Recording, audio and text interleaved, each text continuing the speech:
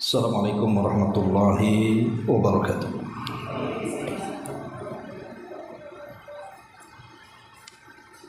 Alhamdulillah wassalatu wassalamu ala Rasulillah wa ala alihi wa sahbihi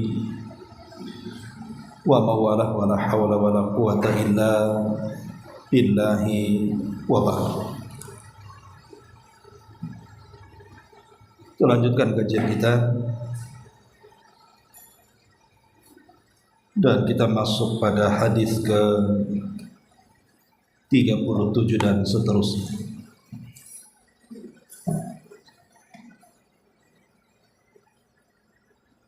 An Aisyah radhiyallahu anha qalat kuntu aghsilul janabata min thawbi Rasulillahi sallallahu alaihi wasallam fayakhruju ila salati wa inna buka al-ma'i fi thawbihi wa fi lafdhi li muslimin laqad kuntu afruquhu min thawbi Rasulillahi sallallahu alaihi wasallam farkan fayusalli fihi.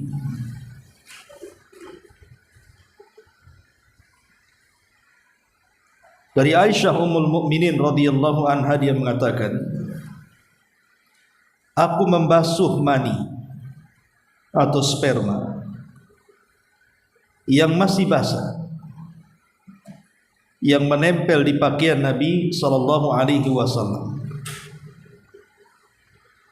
Lantas beliau keluar untuk salat, padahal basahan air masih tampak pada pakaian Nabi sallallahu alaihi wasallam. Dalam riwayat Muslim, aku mengerik mani yang sudah kering itu yang menempel di pakaian Rasulullah sallallahu alaihi wasallam, lantas beliau menggunakan pakaian itu untuk melaksanakan salat.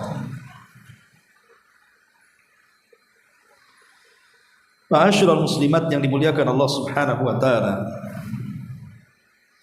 hadis ini masih bercerita seputar hukum sperma. Sebelum kita menjelaskan tentang hadis ini, sedikit kita akan bicara tentang keajaiban sperma.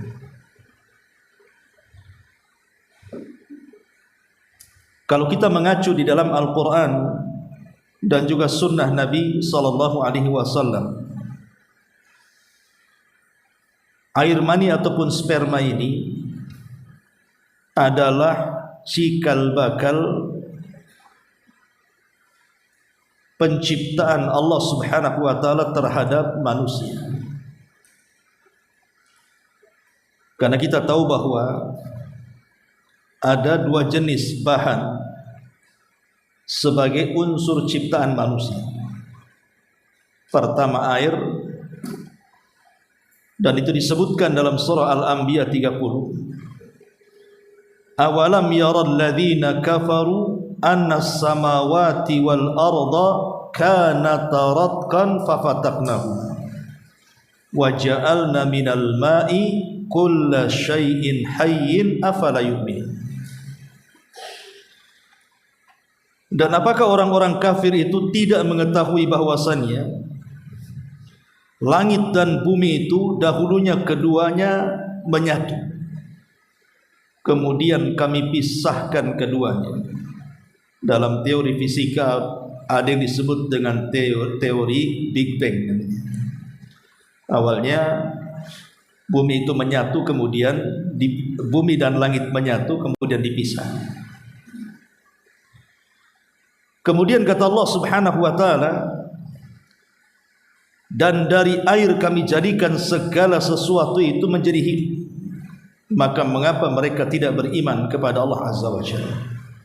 Dari sini kita tahu bahwa air itu adalah bahan pertama penciptaan manusia. Kemudian yang kedua tanah. Dan itu disebutkan dalam surah Al-Hijr 26. Walaqad khalaqnal insana min salsalin min hama'in masnun. Dan sungguh kami telah menciptakan manusia, maksudnya Adam, dari tanah liat yang kering yang berasal dari lumpur hitam yang diberi bentuk. Tentu kenapa kemudian bahannya diambil dari tanah? Karena tanah itu memiliki banyak unsur yang akan menopang penciptaan manusia. Tentu yang dimaksud dua bahan ini adalah Allah Subhanahu wa taala menciptakan manusia di awal kalinya. Siapa? Adam alaihi salam. Tetapi anak turunannya ya tidak seperti Adam. Anak turunannya berproses dalam rahim janin, dan itulah bermula dari sperma. Makanya Allah Subhanahu wa taala mengatakan dalam surah Al-Insan ayat 2, Inna khalaqnal insana min nutfatin amsyajin nabtalihi faja'alnahu sami'an basira. Dan sungguh kami telah menciptakan manusia dari setetes sperma yang bercampur, yang kami hendak mengujinya dengan perintah dan larangan. Karena itu kami jadikan dia mendengar dan juga kami jadikan dia melihat. Di sini ada kalimat min nutfatin amsyaj, sperma yang bercampur. Maksudnya sperma yang bercampur artinya sperma laki-laki dan sperma perempuan dalam sebuah hubungan. Dan subhanallah, dulu pernah saya katakan, dan semua orang yang pernah mengenyam pendidikan tentu paham, bahwa sekali pancaran sperma laki-laki itu mengandung 500 sampai 600 juta sperma. Tetapi kan dari sebanyak itu kan yang jadi cuma satu. Dari 500 sampai 600 juta itu yang jadi cuma satu. Yang satu itulah ibu-ibu ini. Coba bayangkan, kalau 600 juta itu jadi semua, itu kayak apa? Kira-kira muat gak batang ini? Satu orang lah ya, sekali melahirkan 600 juta bayi, itu enggak muat Pulau Batam itu. Satu keluarga saja sudah penuh Pulau Batam. Mana kalau satu Pulau Batam melahirkan 600 juta, ini gimana ceritanya? Tapi Allah Subhanahu wa taala tidak berkehendak menjadikan semuanya. Dari 600 juta itu hanya Allah pilih satu saja. Artinya bahwa yang dipilih itu kita menunjukkan ini sebuah kemuliaan. Dari 600 juta itu kita pula yang lahir. Ini kan luar biasa kenikmatan yang Allah Azza wa Jalla anugerahkan kepada kita. Karena bisa saja sperma yang lain yang jadi kan begitu. Tetapi Allah takdirkan kita pula yang lahir.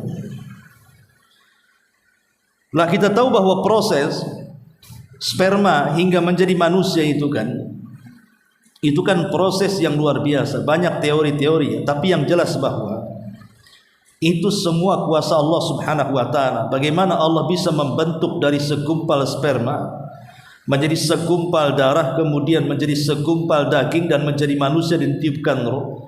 Itu semua kuasa Allah. Manusia tidak sanggup untuk menciptakan manusia yang lainnya persis seperti ciptaan Allah kepada kita.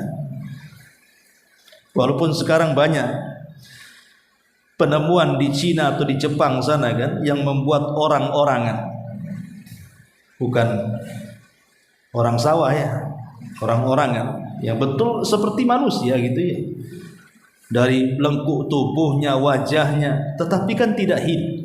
Itu hanya sekedar robot saja menggunakan baterai. Karena memang ciptaan Allah Subhanahu wa taala itu tidak mungkin ditiru siapapun. Tidak ada yang mampu meniru ciptaan Allah Subhanahu wa taala. Lah ketika Allah Subhanahu wa taala mengatakan bahwa sungguh kami telah menciptakan manusia dari sperma yang bercampur, dalam ayat yang lain min ma'in dafid, dari pancaran air. Maksudnya sperma yang dipaksa untuk dikeluarkan.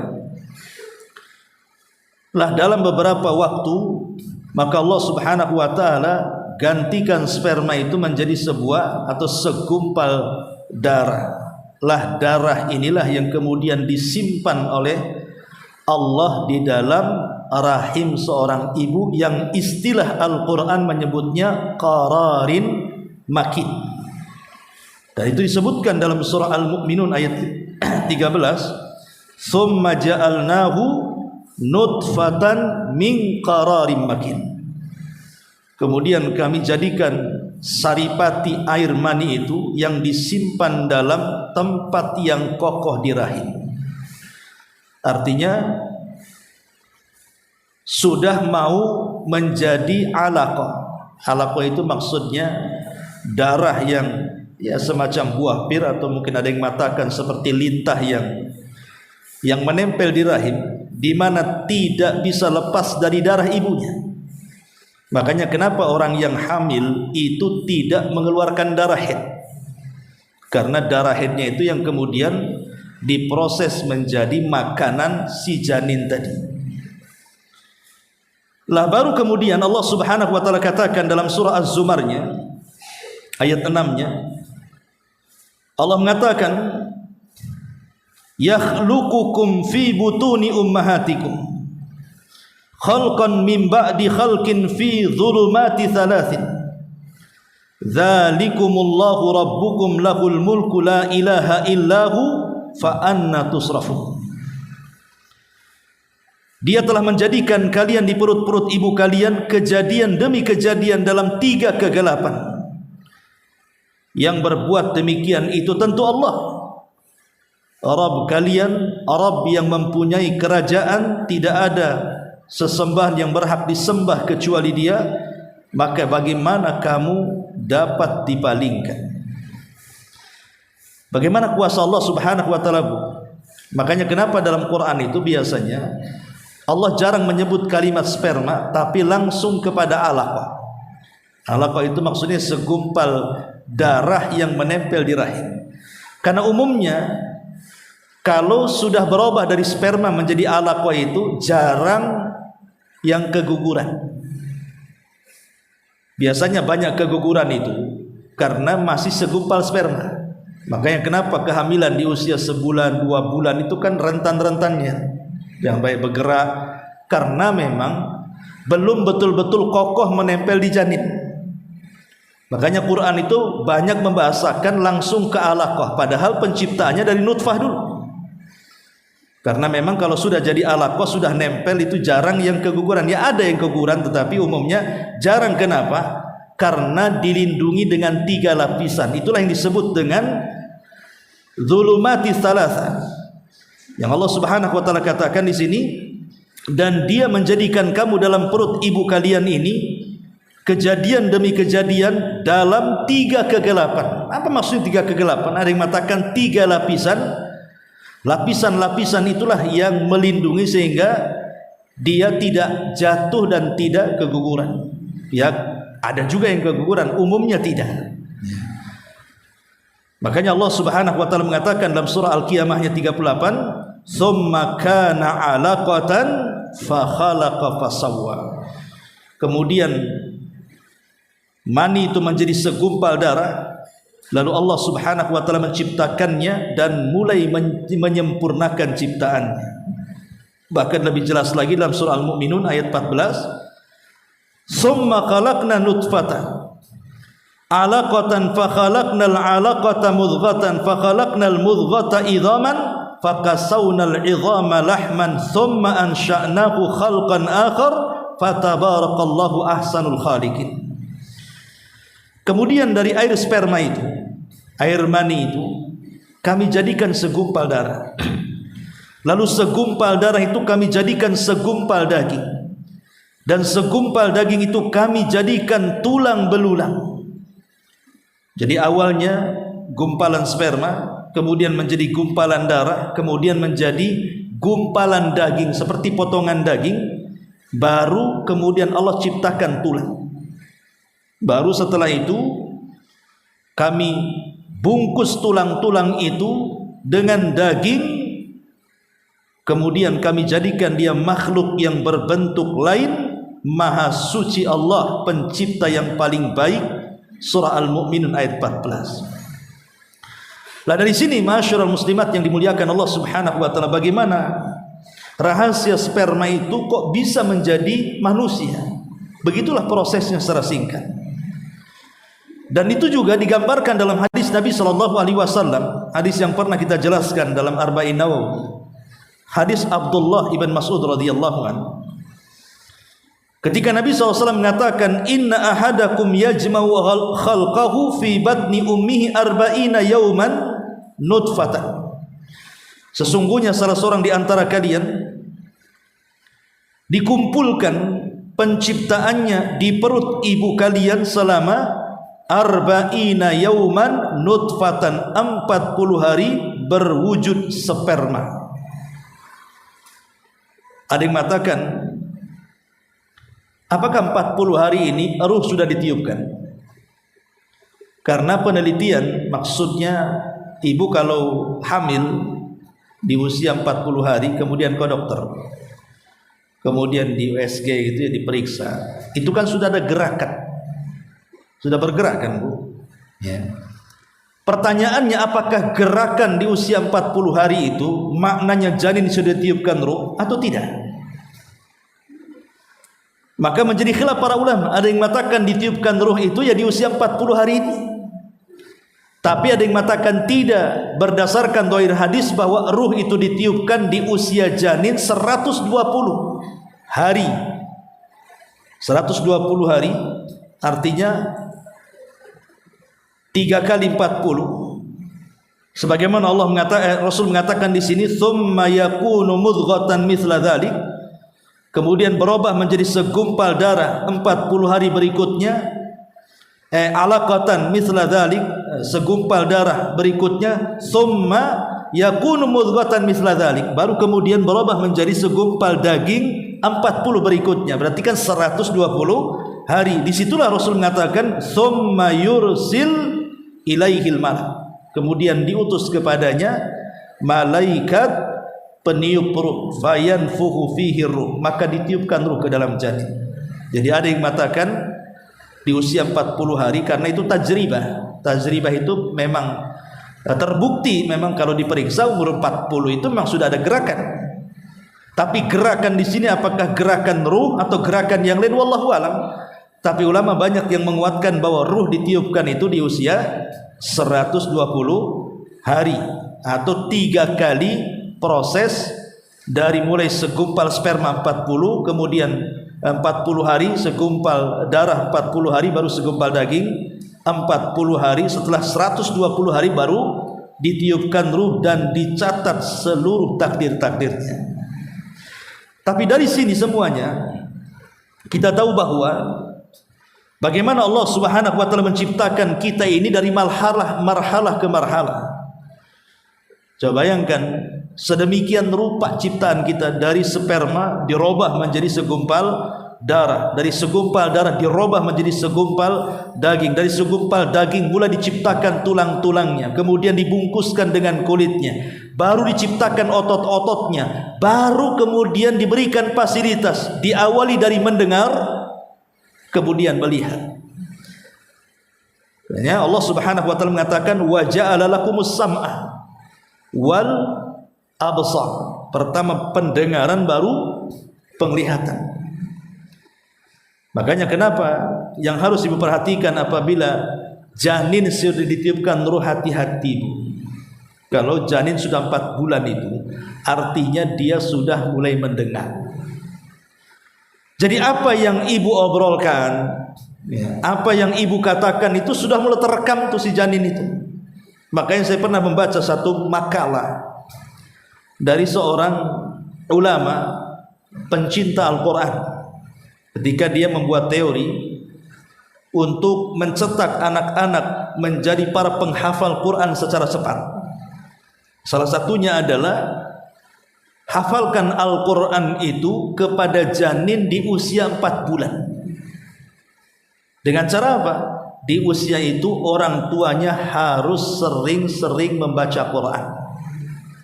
Ibu baca Quran tiap hari gitu. Nanti selesai diulang lagi, selesai diulang lagi. Maka ketika bayi ini lahir, kata beliau, dia sudah mendapatkan gambaran daripada Al-Quran itu sendiri. Sehingga kalau seandainya dia diarahkan untuk membaca Quran dan menghafalnya, itu lebih mudah tuh.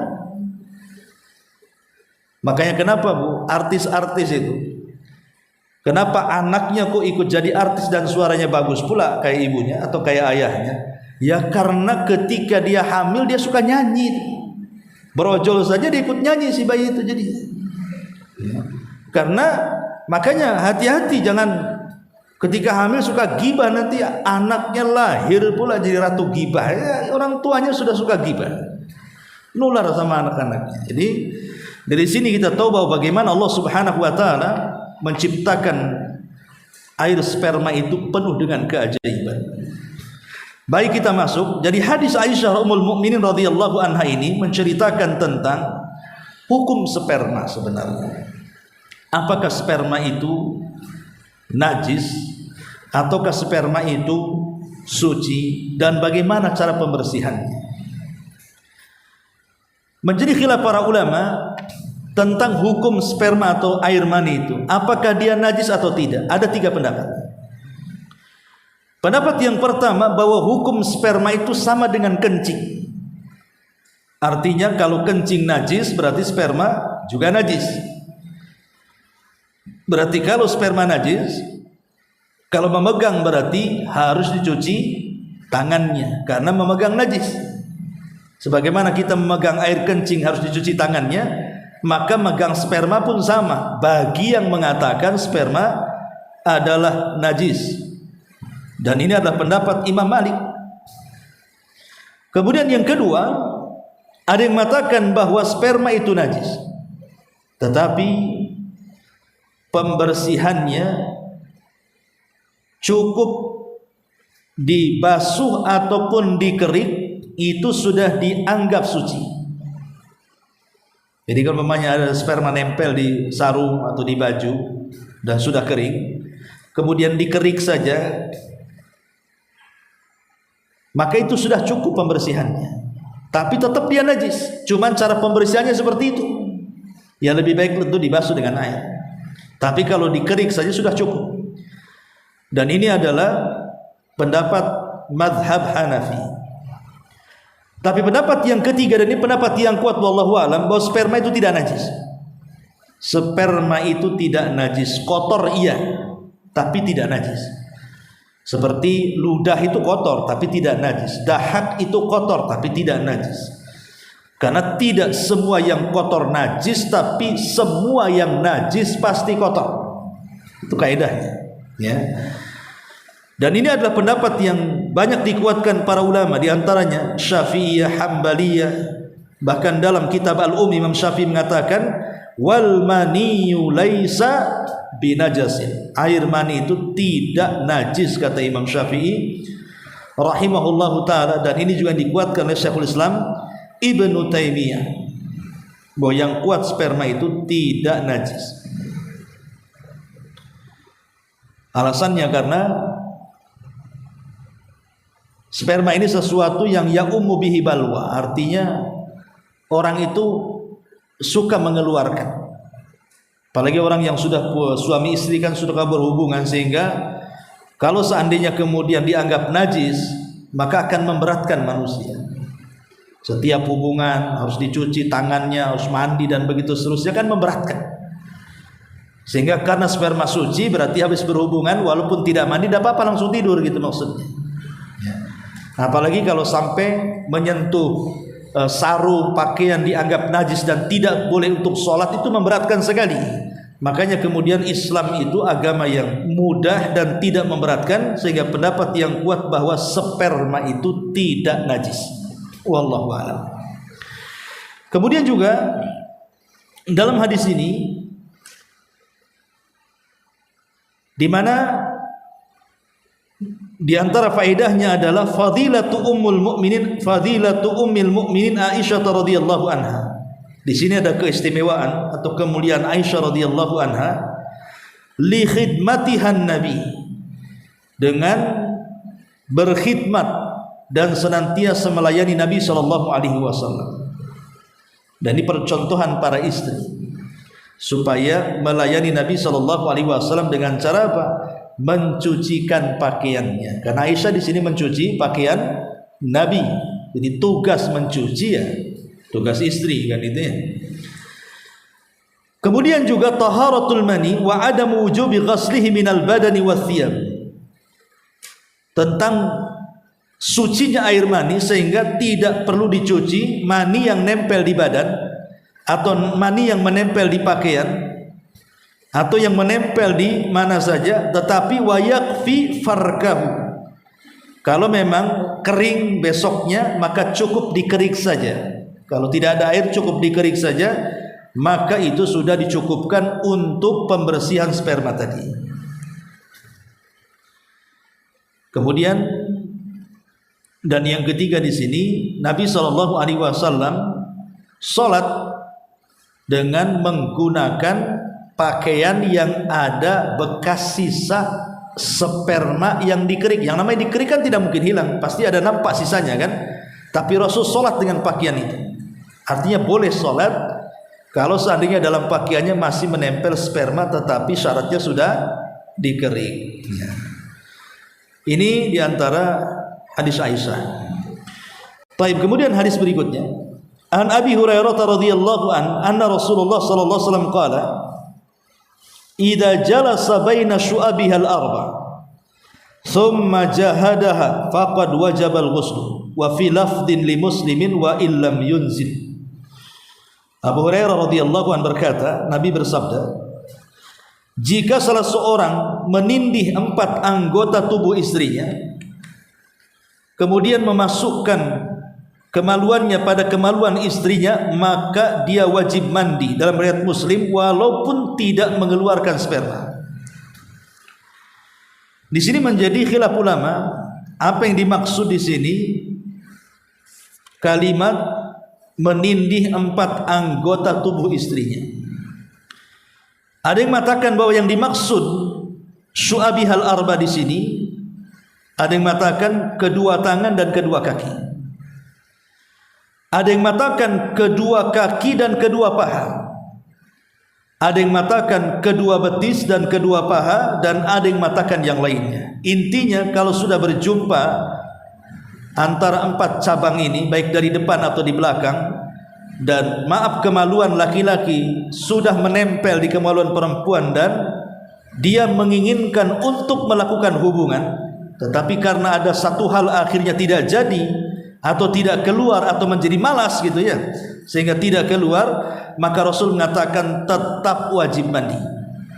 Tetap wajib mandi. Adapun ada hadis yang mengatakan al-ma'u minal ma', adanya air karena air. Ada hadis yang mengatakan adanya air karena air. Maksudnya adanya mandi karena mengeluarkan sperma. Itu hadisnya sahih. Bagaimana dengan hadis ini? Apa tidak bertentangan dengan hadis yang kita baca ini? Kan Rasul mengatakan adanya mandi karena adanya sperma. Sementara dalam hadis ini mengatakan tidak keluar sperma pun wajib mandi kalau sudah berjumpa antara kemaluan laki-laki dan perempuan. Sehingga para ulama kemudian berusaha untuk menjama bahwa hadis al-ma'u minal ma', adanya air karena air, artinya adanya mandi karena air sperma itu, ini maksudnya di permulaan perintah. Di permulaan perintah memang begitu, bahwa wajib mandi itu kalau mengeluarkan sperma gitu ya maksudnya. Tetapi kemudian hadis itu dimansuh hukumnya. Akhirnya kemudian datanglah hadis ini, pokoknya kalau sudah berjumpa 4 cabang dan kemaluan laki-laki dan perempuan sudah berjumpa, kemudian dia punya keinginan untuk jima, maka wajib mandi walaupun tidak keluar. Itu inti daripada hadis ini. Masyaallah muslimat yang dimuliakan Allah Subhanahu wa taala. Kemudian hadis yang terakhir dalam bab jinabah ini.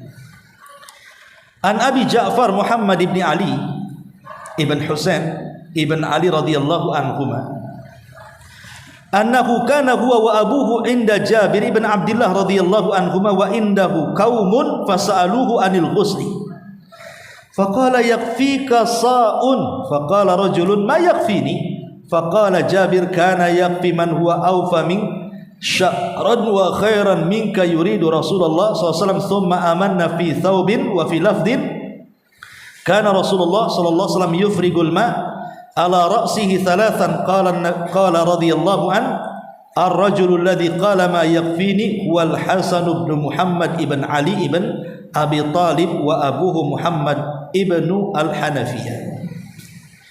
Abu Ja'far Muhammad ibn Ali bin Husain ibn Ali menuturkan bahwa dirinya dan bapaknya berada di dekat Jabir bin Abdullah, seorang sahabat tadi.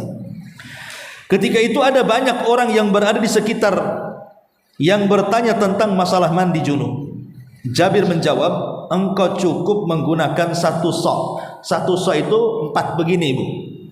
Ya, ini namanya satu mud. Kalau kita ciduk air, ini satu mud. Tapi kalau 4 ini disebut satu sok. Ya, coba Ibu praktikkan, ambil ember, ambil air 1, ya, 2, 3. Nah, berarti segitulah mandinya Rasul untuk jinabah. Berarti kan kalau bagi satu sok ini ya, kecil lah. Anggaplah kalau mau dibuat botol gelas aqua, kan ada botol gelas yang samfut kan, tapi bukan yang ini ya. Ya ini banyak ini yang gelasnya. Ya berarti kalau 4 kini berarti dibuat 4 gelas kan, 4 gelas air.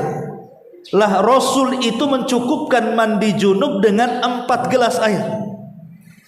Sehingga kemudian ada seorang mengatakan, kalau saya tidak cukup katanya. Kalau saya tidak cukup kata sahabat ini. Jabir mengatakan air seukuran itu telah mencukupi yang memiliki rambut jauh lebih lebat dari kamu. Maksudnya Nabi SAW, kok kamu mengatakan tidak cukup? Nabi saja cukup pada rambutnya lebih lebat daripada kamu. Artinya di sini apa? Walaupun air melimpah-limpah, janganlah boros air. Sederhanakan pemakaian air itu, gitu maksudnya. Bukan mentang-mentang banyak gejebol, habis sampai 3 jolang gitu kan. Ibu mau mandi tuh nggak rendam kan itu. Jadi cukuplah umpamanya, kalau memang mencukupkan sedikit saja. Itu namanya al-iqtisadu bil ma', ini sunnah hukumnya. Ya. Al-iqtisad bi sunnah maksudnya sederhana menggunakan air itu bagian daripada sunnah Nabi sallallahu alaihi wasallam. Karena Nabi SAW cukup. Bagaimana caranya coba kalau ingin mencukupkan? Bagaimana caranya mandi dengan 4 gelas? Gampang. Caranya ibu ambil kain lap. Jadi badannya itu dilap-lapkan gitu, paham ya? Ya kalau diguyurkan ya habislah 3-4 gelas ya. Nggak cukup, untuk tangannya tidak cukup. Jadi caranya itu ya ambil lap, kemudian dibasahi, kemudian dibasuh-basuh. Karena inti daripada mandi junub itu di mana tidak ada satu ruas jari pun dalam badan kita yang tidak terkena air. Artinya harus terkena air. Gimana caranya? Ya caranya pakai anduk. Ya dibasahin, dilap-lap, yang penting satu badan itu kena semua. Nanti sisanya baru diguyurkan di kepala yang 1 gelas itu. Jadi yang 3 gelas untuk basuh semuanya badan, yang 1 gelas untuk kepala kan bisa. Atau kita bagilah 1 gelas dari leher ke kepala, 1 gelasnya dari leher ke dada, 1 gelasnya dari dada ke paha, 1 gelasnya dari paha ke kaki, kan bisa juga tuh dibagi-bagi. Ya. Itu kalau memang tidak ada air. Ya, tidak ada air. Tapi kalau ada air ya tetap mandi yang baik kan itu, tetapi tidak harus kemudian menghambur-hamburkan air. Lah di antara faedah hadis ini yang pertama, bagaimana di sini kecintaan ahlu bait, bahwa kita ini harus mencintai ahli bait, tapi tanpa harus memuji dengan cara ekstrim. Ya biasa saja.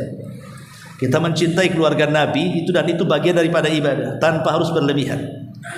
Kemudian yang kedua, di sini bagaimana salaf ini memiliki semangat untuk mengikuti sunnah. Ketika orang ini mengatakan aku tidak cukup kalau 4 gelas, Rasul cukup kok kamu tak cukup pula. Itu kan maknanya apa?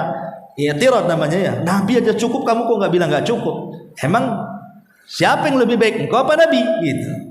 Nah ini menunjukkan apa? Bagaimana orang dulu itu sangat ingin mengikuti Nabi Shallallahu Alaihi Wasallam. Kemudian yang ketiga, istihbab at-takhfifi ma'it tahara. Sunnah hukumnya tidak boleh berlebihan di dalam menggunakan air dalam bersuci. Kemudian juga di sini ada ingkar alaman yukhalifu sunnah. Harus ada pengingkaran bagi orang yang menyelisihi sunnah. Orang ini kan menyelisih dan mengatakan aku sih tidak cukup. Tapi dibantah oleh Jabir, Nabi aja cukup, menunjukkan apa? Kita harus mengingkari orang yang mengingkari sunnah Nabi Sallallahu Alaihi Wasallam. Kemudian juga di sini juga ada wujubul ghusli minal janabah. Wajib mandi junub itu wadzalika bi ifadatil ma'al al-adwi, dan itu dengan cara mengalirkan air kepada seluruh anggota badan yang ada pada badan kita. Dan yang terakhir, masyru'iyatu ifragil ma'ala ra'si 3 marrati fil ghusli. Sunnah hukumnya mencuci kepala 3 kali saat mandi junub. Karena dalam lafaz Jabir radhiyallahu an, Rasulullah SAW mengguyur kepala dengan 3 kali guyuran, dan Muhammad ibn Ali mengatakan bahwa orang yang berkata itu cukup bagiku adalah Al-Hasan bin Muhammad bin Ali bin Abi Thalib, dan bapaknya bernama Muhammad ibn Al-Hanafiyah. Baik, sampai di sini selesailah bab mandi junub, dan insyaallah minggu depan kita masuk pada bab